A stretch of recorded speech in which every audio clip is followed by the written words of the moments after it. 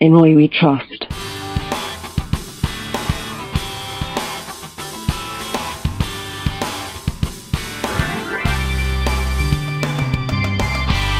In Tupac Congo Sport we trust.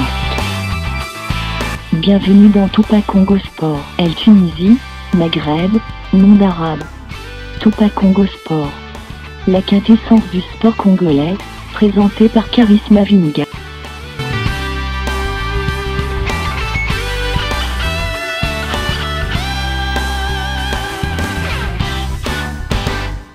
Chers habitués de Tupac Congo Sport, bonjour. Ici les Moudjahidines du sport congolais. Vous êtes en train de suivre la quintessence du sport congolais et notre sujet du jour concerne le coach Nash.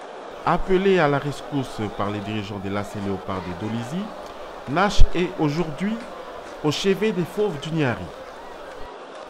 Nabil Nasreddine est donc arrivé en RDC en 2004 pour se mettre au service du Daring Club Motema Pembe, club le plus titré de la RDC.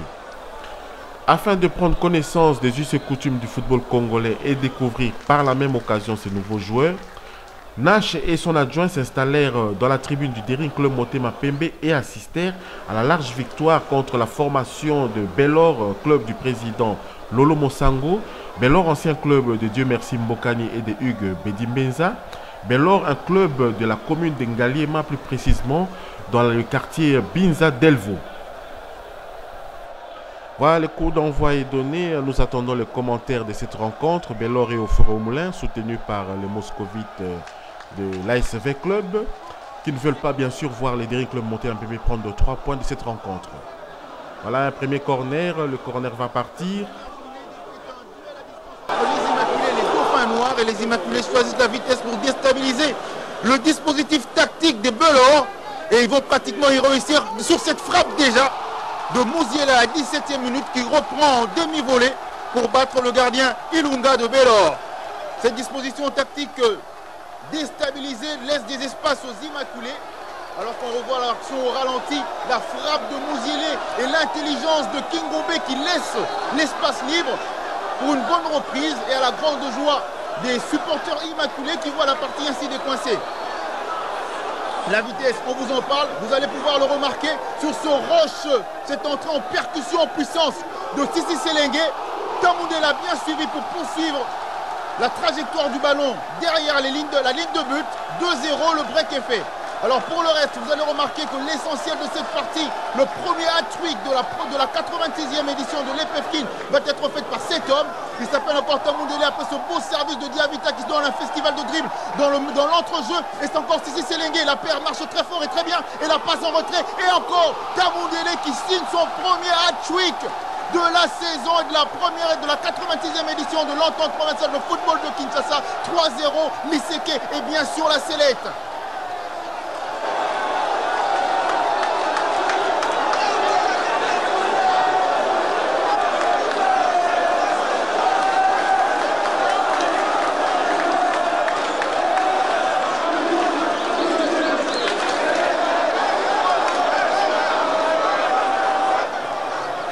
Je disais que Lissek était sur son premier hat-trick, le troisième but il va le réaliser maintenant. Regardez cette lucidité en 1-2, il peut un contrôle, une frappe orientée, s'est fait classer. Deuxième poteau pour battre ainsi Ilunga pour la 4e fois et ça tue le match. Vous allez le remarquer en seconde période, le match va baisser de rythme. Les Immaculés l'achèvent de sa belle mort, ce qui donnera du poil de la bête à l'équipe de Belor, cette équipe formée de la chaîne de tous les sportifs congolais en général, les Immaculés en particulier. Coach, la première question qui nous a été envoyée par les supporters de partout, c'était de connaître comment vous vous êtes retrouvé au Congo. Merci d'abord pour Tupac Congo de me donner cette occasion pour pouvoir répondre à nos amis Emmanuel. Je tiens d'abord, avant de répondre à cette question, à rendre hommage au président Tatou Lair, paix à son âme, pour tout ce qu'il a fait pour la famille Emmanuel et tout ce qu'il a fait pour moi en particulier. Je suis un homme encore rondé par son décès.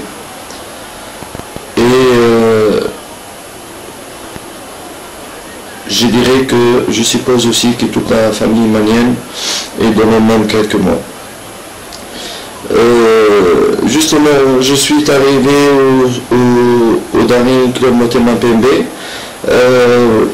Le président Odem m'avait remarqué, il fréquentait, je crois, le centre de formation de Sporting Club Anderlecht. Il m'avait remarqué lorsque j'entraînais le U17 dans Anderlecht. Et à ce moment-là aussi, mon ami Christian Sengui faisait la première sélection de Léopard en Europe. Il m'avait sollicité pour lui donner un coup de main, car il y avait un match contre l'équipe Espoir de Belgique. Et il m'avait sollicité pour lui donner un coup de main pour préparer ce match contre la Belgique. Et ce match-là, il y avait beaucoup de public congolais. Et on avait fait une prestation très honorable. On a fait d'ailleurs 1-1 contre la Belgique, c'était à Havre. Et depuis lors, mon nom a commencé à circuler jusqu'au moment où le président Hilaire m'avait proposé si ça m'intéressait de prendre des CAP à ce moment-là. Sincèrement, je me suis juste un petit peu renseigné autour de mes amis congolais de Kinshasa. Et directement, comme j'adore l'Afrique en général, d'accord, directement je me suis plongé dans l'aventure sans même discuter sur le plan financier ou quoi que ce soit. C'était pas vraiment mon premier objectif, le côté financier. À l'époque, on voulait partir, on était passionnés de foot et d'Afrique. Et je voulais partir vraiment sans tenir compte de cet aspect-là. Mais ce n'est plus le cas maintenant. On est un peu plus exigeant, c'est normal, c'est la vie. Hein. Ouais, d'accord. Coach, une autre question nous a été posée par les sportifs congolais, surtout par les émaquillés. Vous êtes revenu à presque à 3 reprises au dernier club Motema Pembe. Cela a été dit à quoi? À deux reprises. Pourquoi je suis revenu ou bien pourquoi ça n'a pas continué? Oui, pourquoi en fait vous avez fait des allers-retours? Bon, en fait, je ne sais pas si c'est le destin, je crois, c'est plutôt le destin et la vie qui fait que c'est comme ça. Je crois que la première fois que je suis parti parce que il y avait malheureusement beaucoup de problèmes au sein du club au niveau de la coordination et de la présidence de section. Et puisque j'étais considéré comme l'homme de feu président Tatou Hilaire, paix à son âme, j'étais aussi attaqué. Hein, on ne voyait pas l'intérêt du Daring par la présidence de l'époque de coordination. Et dans cet état de lieu-là, dans cette atmosphère-là, il n'était pas possible pour moi de pouvoir continuer à apporter un plus pour le DCMP. Néanmoins, j'estime que j'ai réussi vraiment à former un groupe homogène, cohérent, enthousiaste à l'époque, avec beaucoup de talent, avec beaucoup de volonté et d'organisation. À l'époque, on a réussi quand même à apporter une certaine organisation. Je suis vraiment très fier d'avoir fait ces groupes-là. Je pense notamment au groupe d'Embala, Lingo Sadam, Gladys, Defenia, Buko Monzoa, Poisson, Alain Kizamba, Eric Koulokota. Et à travers le travail qu'on avait fait, je peux modestement m'estimer heureux de dire que j'ai contribué vraiment à l'épopée, aux belles prestations de l'équipe nationale avec Claude Leroy, parce que j'ai estimé l'apport de Gladys, l'apport de Biscotte était vraiment un apport considérable. Rappelez-vous bien le match de Coupe d'Afrique et regardez le but de Gladys ou les incursions de Biscotte, vous allez voir un petit peu qu'il y a beaucoup de ressemblances là-dessus. Pour répondre à la deuxième question, je crois que vous êtes tous au courant que je ne suis pas parti de mon propre gré la deuxième fois. Je suis tout simplement été limogé. Sincèrement, moi, je ne souhaite pas toujours parler sur le dos des autres, dire non, c'est des autres, lui, il m'a fait ceci, cela. Bon, je crois que tous les Émaliens savent pourquoi j'ai été limogé.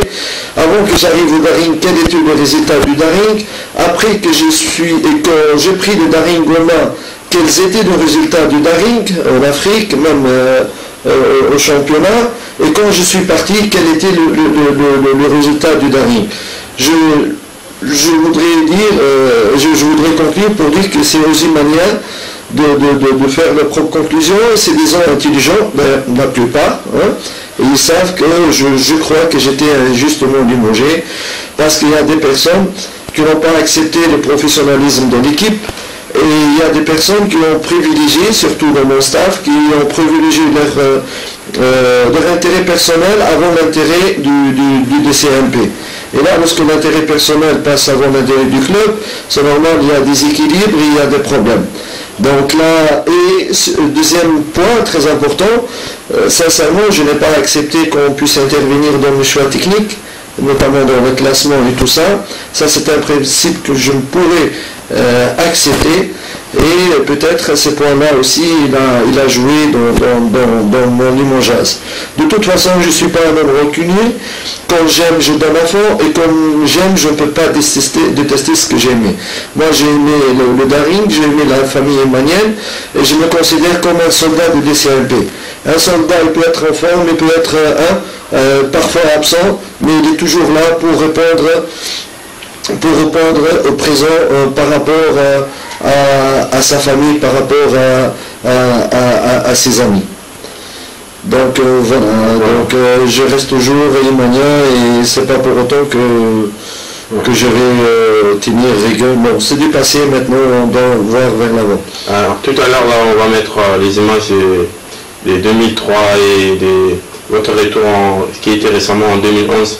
Le match de Arras El Odoud, vous avez beaucoup apporté à l'équipe DCMP qui nous a amené à la qualification à la quart de finale.